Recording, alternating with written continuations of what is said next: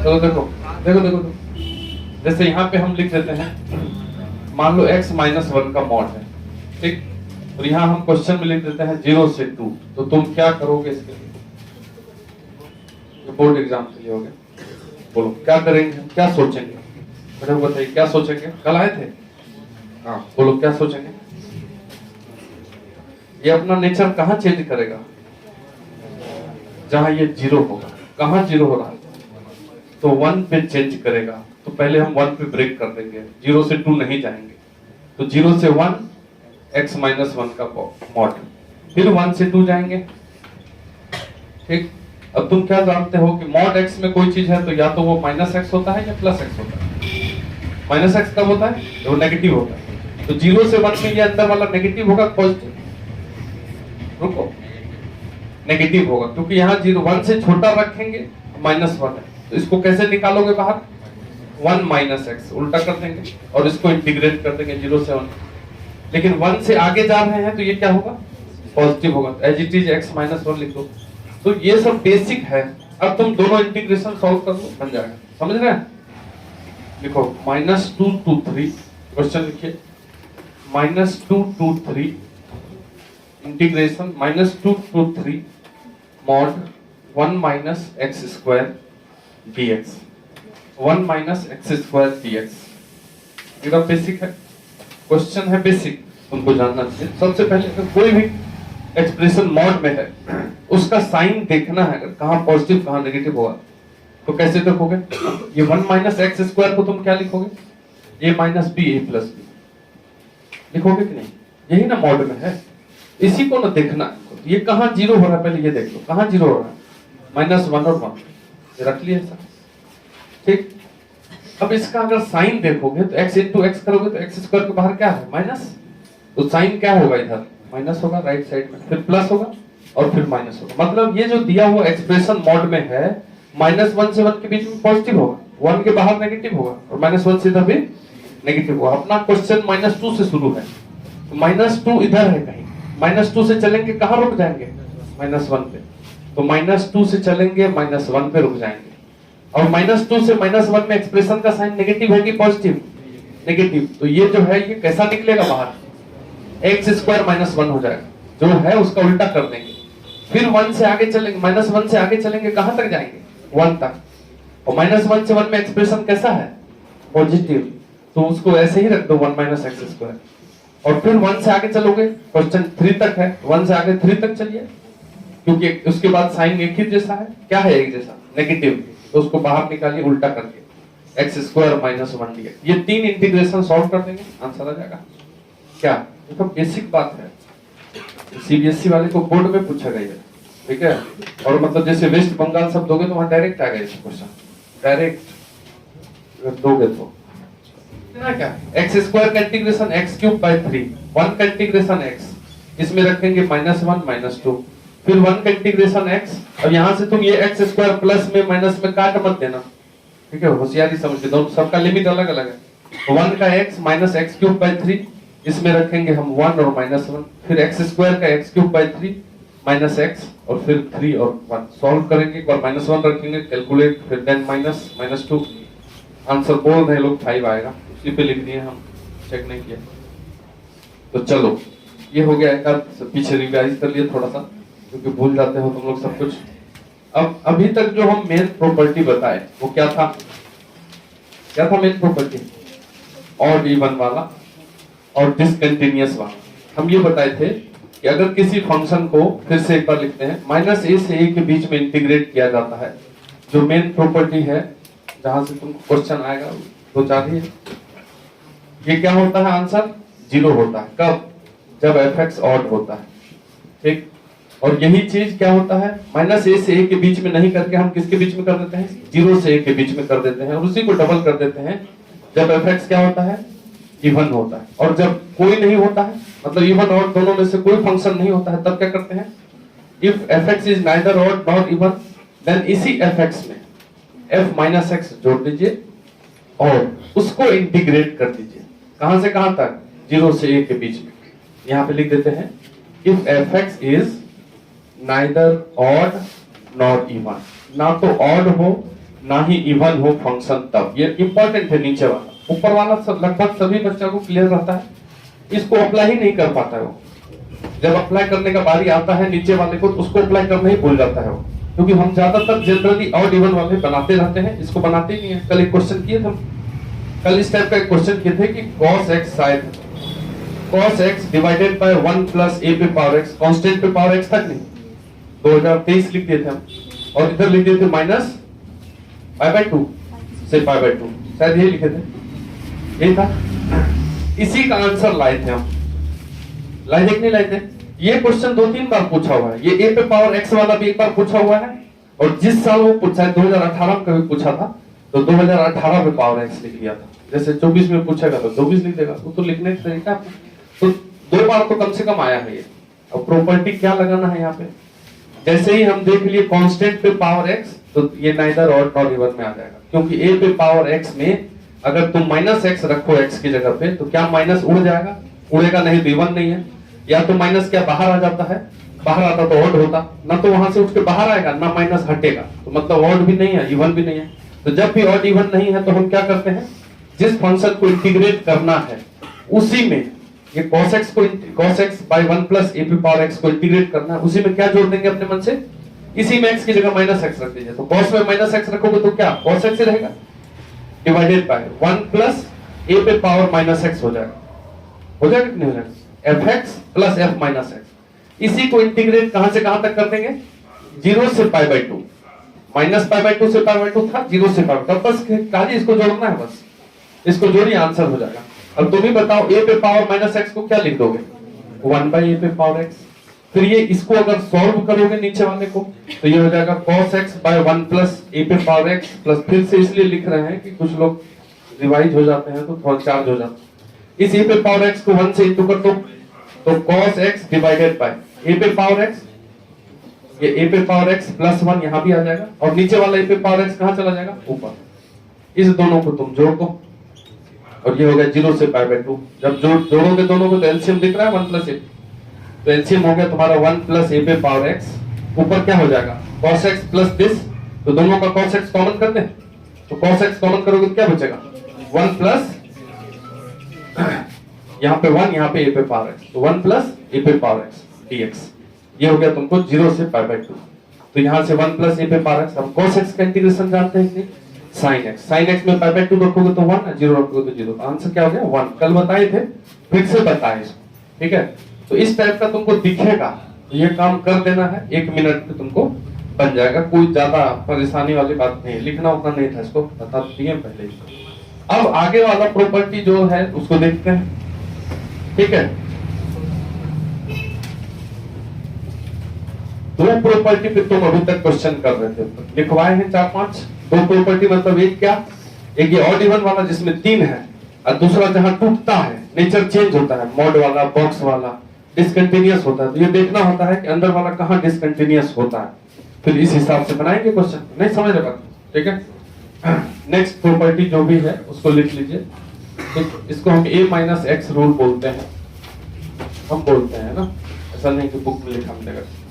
a minus x rule कुछ नहीं है, ये अगर किसी फंक्शन को 0 से a के बीच में इंटीग्रेट किया जाए, तो x की जगह अगर a माइनस एक्स भी रख दिया जाए तो कोई दिक्कत नहीं है, आंसर सेम होता है, ठीक।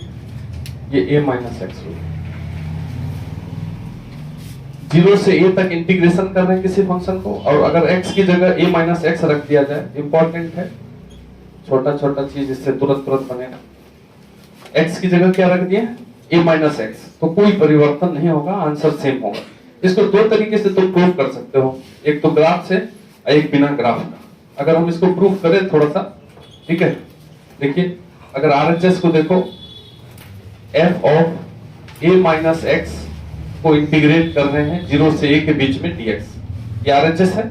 इस a माइनस एक्स को अगर हम t मान लेते हैं, क्या दिक्कत है, a माइनस एक्स को t मानोगे तो a का डिफरेंशिएशन 0, माइनस एक्स का माइनस dx, और t का dt, यानी कि dx की जगह क्या लिख देंगे हम, माइनस dt।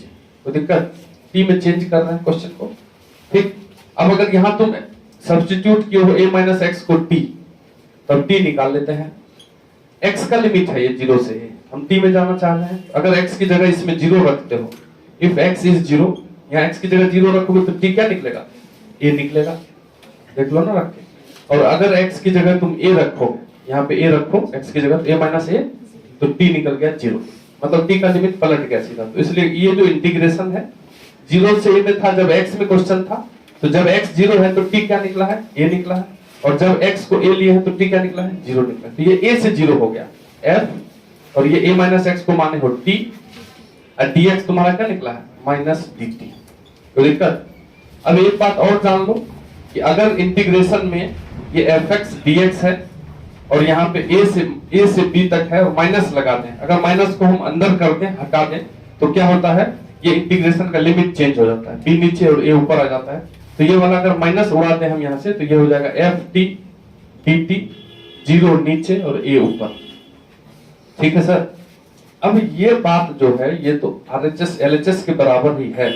जैसे कोई बच्चा इसमें बोलेगा कि इसमें t लिखा हुआ है, तो देखो अगर कहीं पे भी fx का इंटीग्रेशन कर दिया जाए और ये कुछ नहीं, लिमिट नहीं दिया जाए, और इधर ft का इंटीग्रेशन किया जाए और कोई लिमिट नहीं दिया जाए, तो ये दोनों कभी बराबर नहीं है।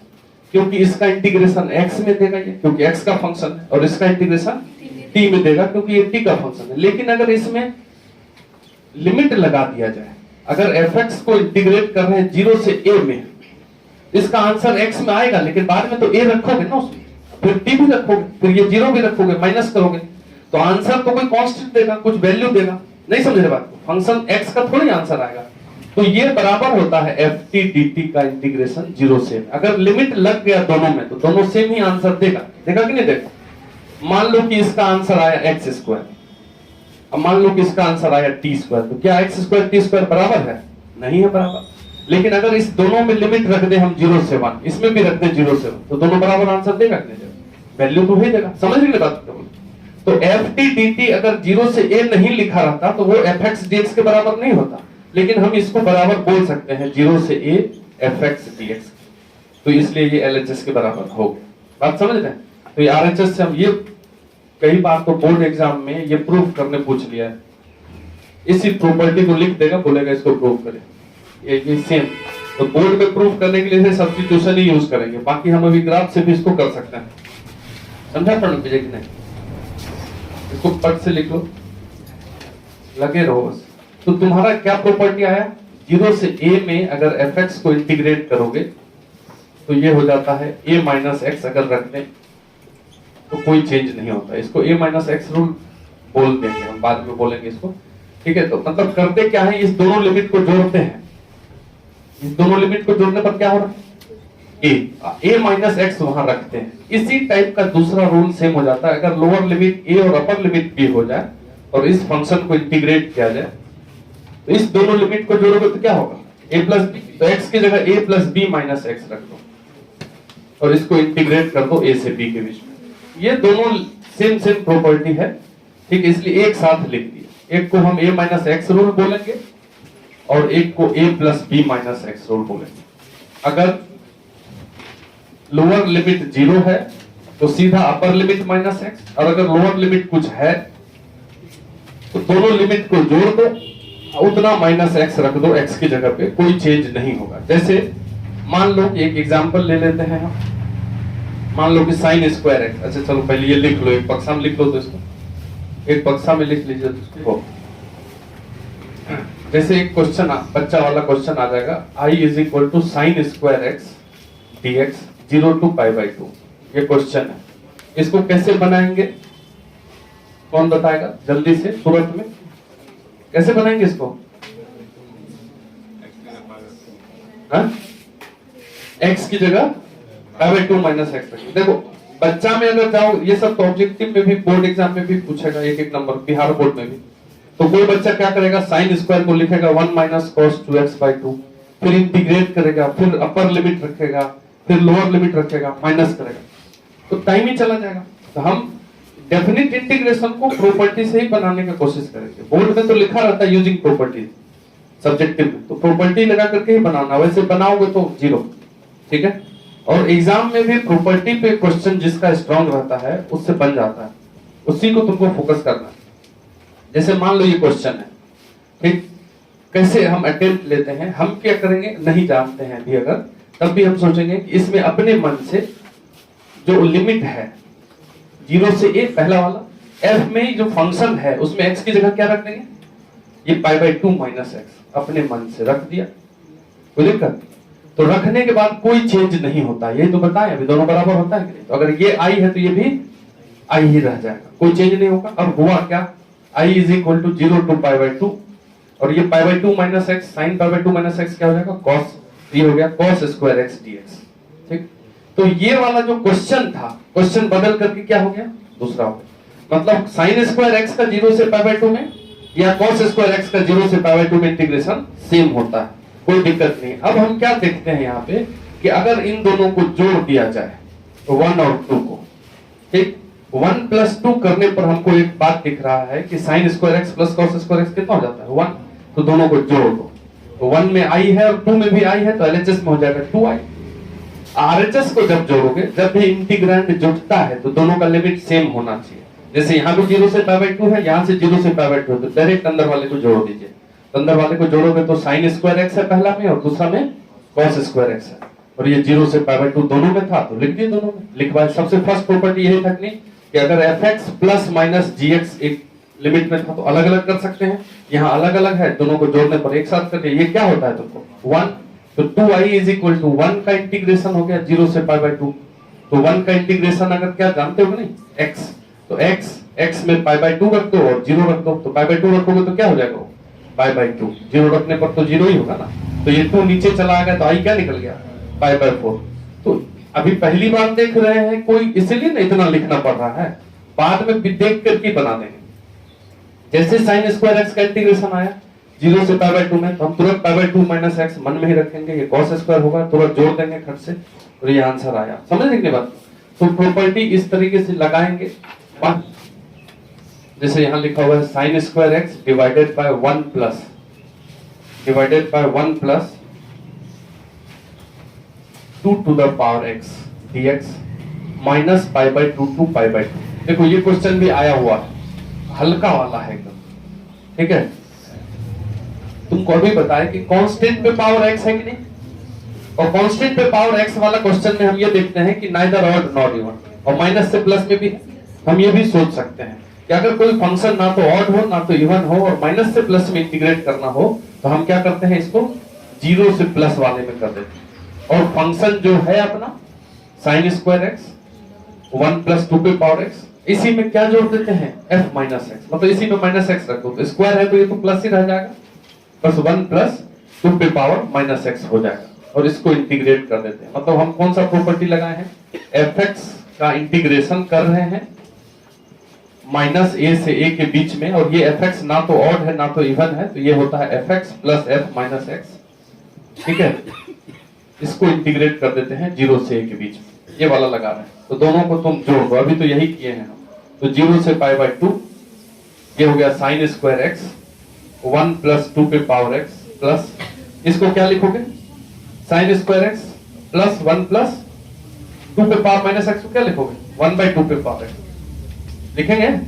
इसको खाली सॉल्व कर लो तुम आराम से, तो ये हो गया 0 to π/2 sine square x by 1 plus 2 पे पावर x प्लस, ये नीचे वाला 2 पे पावर x ऊपर जाएगा तो 2 पे पावर x साइन x, ये 2 पे पावर x यहाँ भी आएगा तो 1 प्लस, दोनों डिनोमिनेटर सेम हो जाएगा। अब इसको जोड़ेंगे तो क्या हो जाएगा, इसको अगर जोड़ेंगे हम तो एलसीएम में 1 प्लस 2 पे पावर x, ऊपर दोनों में साइन स्क्वायर x है कि नहीं, तो ये दोनों साइन स्क्वायर x कॉमन कर दो तो क्या बचेगा 1 प्लस 2 पे पावर x dx, ये दोनों कट जाएगा। तो किसका इंटीग्रेशन आया 0 से π/2 साइन स्क्वायर एक्स dx, और इसका अभी तुरंत निकाले थे कि नहीं, साइन स्क्वायर एक्स का 0 से π/2 में इंटीग्रेशन क्या आया π/4, याद ही रखना। साइन स्क्वायर एक्स का अगर तुमको 0 से π/2 में आ गया तो इसको हम ऐसे बनाए थे, इसको i माने थे, फिर इसमें कौन सा रूल लगाए a माइनस एक्स रूल लगाने के बाद ये i ही रह जाएगा, और ये 0 से π/2 साइन स्क्वायर एक्स किसमें बदल जाएगा cos स्क्वायर एक्स, क्योंकि π/2 माइनस एक्स रखेंगे। फिर इस दोनों को जोड़ते थे, ऐसे 1 प्लस 2 करते थे, तो i 2i is equal to sine square x plus cos square x 1 हो गया, डायरेक्ट लिख देते हैं 1 dx 0 से π/2, और 1 का इंटीग्रेशन x और x में जाकर के π/2 रख दो, तो 2y equal to π/2, y equal to π/4। तो ये तुमको अभी तुरंत बताया था, बताते कि नहीं? इसका आंसर क्या हो जाएगा डायरेक्ट π/4। ये यहाँ पर जरा भारी है, बहुत भारी है, ये तो आसान आसान करवा ही रहे ना। चलो अगला लिखो, देखो हल्का हल्का करवा रहे हैं ना, जुदा वाला। जैसे लिख देते हैं x sin x, x sin x और 0 से पाई। ये देखो x sin x 0 से पाई, तो x sin x मतलब अब तुमको बाय पार्ट करना पड़ेगा अगर ऐसे बनाओगे तो। अगर तुम बाय पार्ट से बनाए तो टाइम लग जाएगा, हमको प्रॉपर्टी शो करना है यहाँ पे, तो यूजिंग प्रॉपर्टी इसको सॉल्व करना है। बाय पार्ट लगाओगे तो भी बन जाएगा, लेकिन उससे अगर बना है सब्जेक्टिव बोर्ड एग्जाम में पूछ लिया तो 0 मिलेगा। इसको मानेंगे आई सर और इसको मान लीजिए फर्स्ट, ठीक है। अब इसमें हम कौन सा रूल लगाएंगे? कुछ आता ही नहीं है, a माइनस एक्स। माइनस से प्लस में होता तो ऑड इवन देखते, आई नहीं, 0 से a है तो नहीं देखेंगे, अभी जो बताए वो लगाएंगे। अगर a माइनस एक्स रूल लगाओगे तो ये आई ही रह जाएगा, a माइनस एक्स रखने पर चेंज नहीं होता है। ये हो गया 0 से पाई।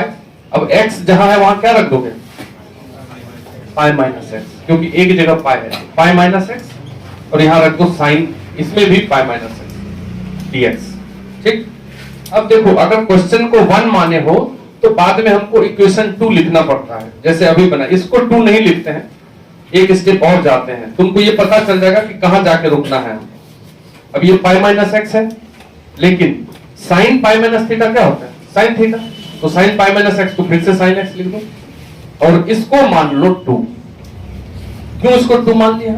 क्योंकि अब अगर इन दोनों को तुम जोड़ोगे, इस 1 और 2 को जोड़ने पर अपने आप हमको दिख रहा है यहाँ पे x sin x और यहाँ पे क्या दिख रहा है? Minus x sin x। तो जब जोड़ेंगे तो ये x sin x और माइनस x sin x कटेगा नहीं कटेगा? तो तुमको खुद ये पता चल जाना चाहिए कि कब हम इससे जाते जाते इक्वेशन 2 मानेंगे और जोड़ेंगे। जोड़ने पर सिंप्लीफाई हो जाए ये होना चाहिए। अगर जोड़ने के बाद कुछ हो ही नहीं तो काहे के लिए जोड़ेंगे? अब हम क्या करते हैं, जो 1 था और जो 2 आया है उसको जोड़ते हैं, तो i प्लस आई क्या हो जाएगा? 2i। अब तुम अंदर में ही जोड़ दो डायरेक्ट, दोनों का लिमिट सेम है 0 से पाई, तो लिख दिए। अब इस x sin x को इससे जोड़ दो, तो x sin x और ये minus x sin x cut जाएगा कि नहीं? तो बचेगा क्या? ये पाई sin x बच जाएगा, तो लिख देंगे पाई sin x dx। अब हमको पाई पार्ट का कोई जरूरत नहीं है, ये पाई एक कांस्टेंट है, तो 2i इज इक्वल टू 0 से पाई, ये पाई को बाहर कर लेते हैं और ये sin x dx। sin x का इंटीग्रेशन क्या होता है? क्या होता है sin x integration? Minus cos x। तो माइनस cos x में क्या रख दोगे? एक बार पाई और एक बार 0 रख दोगे, तो ये हो गया 2i इज इक्वल टू पाई। अब माइनस cos में पाई रखो, नहीं तो माइनस cos पाई ये रख दिए, माइनस, अब माइनस cos x में 0 रखो तो माइनस cos 0 ये रख दिए, तो ये हो गया तुमको 2i is equal to pi into minus cos pi कितना होता है?